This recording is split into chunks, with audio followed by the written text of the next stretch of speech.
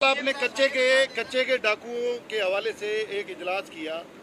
अब ये समझ नहीं आ रहा कि जब वो कच्चे वाले मिक्स हो गए पक्के में, तो आप उनको किस तरह निकालेंगे? उनकी जो सियासी सरपरस्ती होती है इलाके वाइज, उसको किस तरह अलग करेंगे? तो ये क्या समझ नहीं आया। हमीद अगर सब समझा दूं आपको तो फिर उनको भी समझ आ जाएगी ना।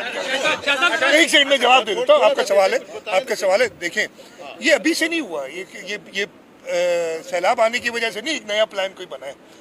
आपको पता होगा, याद होगा कि एक महीना पहले हमने एक मीटिंग की थी, इस पर कॉम्प्रिहेंसिव मीटिंग की थी। कल की मीटिंग मेरी उसका फॉलो अप थी कि जो टारगेट्स रखे थे उसमें क्या क्या है।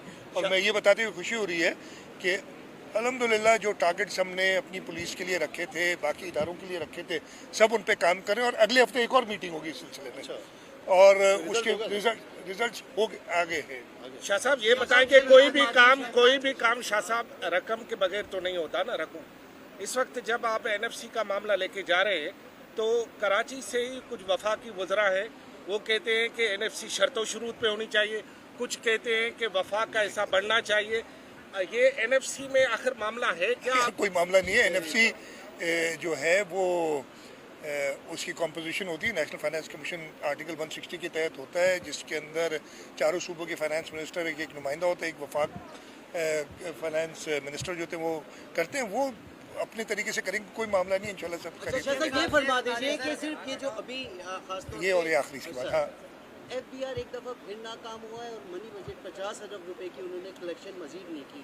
दूसरी बात ये फरमा दीजिए सर कि जो एफबीआर नाकाम हुआ है तो हमारी अपनी कलेक्शन भी मुतासिर हुई है इस सलाबी से? हमारी जो कलेक्शंस हैं ऑब्वियसली जब, और एक डिमांड बड़ी ये भी है हमारी कि जो एग्रीकल्चर इनकम टैक्स है उसको रिव्यू करना पड़ेगा, इसलिए कि फार्मर को आप बिल्कुल ख़त्म नहीं कर सकते, तो उसकी वजह से अफेक्ट ज़रूर होगी। चला एक कैटास्ट्रफी है जिसकी वजह से ज़रूर अफेक्ट होगी, और एफपीआर की भी कलेक्शंस अफेक्ट हुई हैं। तो आपके सवाल का जवाब ये अफेक्ट ज़रूर होगी, लेकिन इंशाल्लाह ताला हम अपने टारगेट्स को अचीव कर लेंगे। एफपीआर वाले तो हमारे, मैंने कहा था उधर जैसे आपने सैलाब का बताया तो बड़े पैमाने पर लाइव स्टॉक और फसलें मुतासिर हुई हैं, तो क्या आइंदा साल में कोई फूड क्राइसिस होगा? यार मैंने आपको बताया ना कि अगर हमने प्रॉपर स्टेप नहीं लिए, जो चेयरमैन बिलावल भुट्टो जरदारी साहब का विजन है कि एग्रीकल्चर इमरजेंसी प्रॉपरली इम्प्लीमेंट नहीं की, तो यस क्राइसिस होगा। बहुत क्लियर बात है।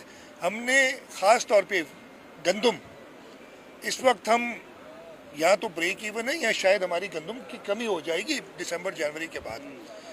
और उसकी वजूहत क्या है?